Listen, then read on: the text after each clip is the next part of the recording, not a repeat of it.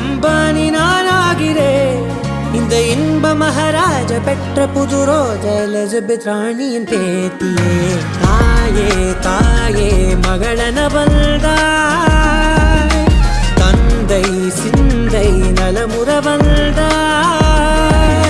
நீயே லோகம் என்று ஆனாய் பெண்ணே, என்னை ஆளும் தெய்வம் நீதான் கண்ணே.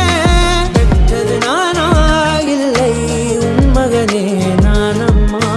தாயே தாயே மகளன வந்தாய், தந்தை சிந்தை நலமுற வந்தாய்.